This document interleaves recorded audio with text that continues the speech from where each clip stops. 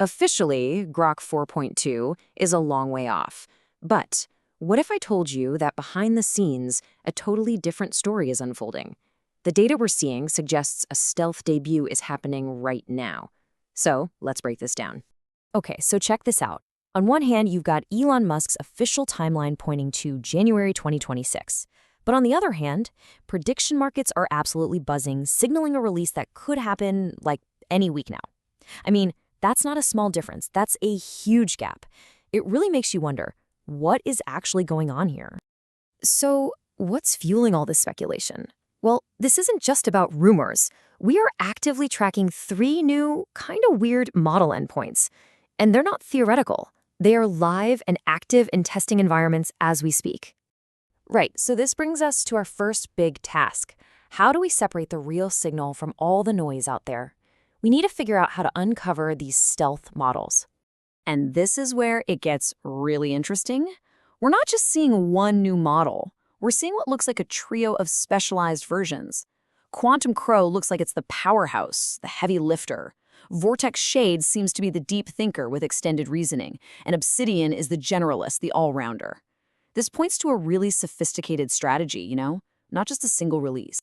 So what's the secret sauce making all this work? Well, it looks like a technique called dense architectural optimization. The best way to think about it is like a super-tuned engine. It's getting way more performance and efficiency without just throwing more processing power at the problem. It's all about working smarter, not just harder. Theory is one thing, right? But what we really want to know is how this thing performs in the wild. So let's throw some really demanding live coding challenges at these models and see what happens. First up, we're not starting easy. We're asking it to build a full-stack CRM dashboard. That's a customer relationship management tool completely from scratch. And this isn't just about spitting out code. It's a test of its design skills, its logic, and whether it can actually create a good user experience. And honestly, the results here were pretty impressive.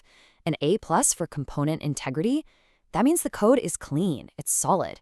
Nailing the animations on the very first try, that shows some serious precision. But the thing that really stood out to me was its focus on user experience. It was creative, it was autonomous, it wasn't just blindly following orders. All right, so it can handle business software. Let's switch gears to the creative chaos of gaming. The next mission? Build a web-based clone of Minecraft, sound effects and all. This is going to be a true test of its grasp on complex 3D logic and all those interactive game mechanics. And the result? It's a classic case of yes, but. Yes, it managed to build a functional game. It even had sound and animations. But there's a game-breaking bug where you can't restart after you die, and the performance is noticeably laggy compared to the competition. So yeah, it's a promising start, but it's definitely not a finished product. Okay, that yes but result we just saw, it points to a really crucial flaw. It seems like the model has a tendency to get, well, kind of lazy. Let's dig into this failure mode. To really isolate this laziness, we gave it a super simple prompt. Create an animated butterfly SVG. An SVG, or scalable vector graphic, is basically an image drawn with code. It's the perfect way to test a model's attention to detail and its understanding of spatial relationships. And the result? Well, you can see for yourself. The ask was simple, right? A symmetrical butterfly, with his wings actually attached. The output was, not that. This is a total failure, and it really highlights a fundamental weakness in its visual and spatial logic. So, we've seen some impressive highs and some pretty big lows. Now it's time to zoom out. How does this new Grok actually stack up against the current heavyweights in the industry? So if you look at these projected scores from Swaybench, which is a standard test for coding skills, the picture becomes pretty clear. Grok 4.2 is a huge step up, no question. But its raw coding ability is still playing catch-up to the top-tier models out there today. So if it's not the absolute best when it comes to raw quality, what's its big selling point? It really comes down to efficiency. It looks like Grok 4.2 is aiming to be the daily driver of AI. It's fast, it's going to be affordable, and it's good enough for most things, even if it's not a high-performance race car. So, after all that, what's the bottom line? Let's cut through all the hype and get to the final verdict on what Grok 4.2 really is. I think this all comes down to one core question. Is Grok 4.2 really a true state-of-the-art, game-changing model? Let's see. The verdict is definitely a mixed bag. On the plus side, its speed and efficiency are just undeniable, and it's probably going to have a price point that's hard to beat.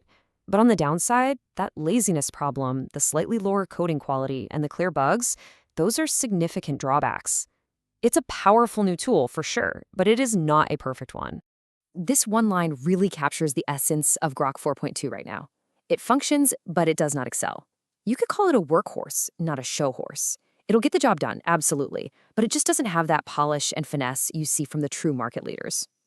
And I'll leave you with one last kind of provocative thought. The version of Grok 4.2 that actually gets released to the public will almost certainly be quantized. That's a process that compresses the model to make it faster. But here's the catch. That compression almost always hurts performance. So the impressive, powerful version we're seeing in these tests today might just be the best this model will ever be. Its performance ceiling might be what we're looking at right now.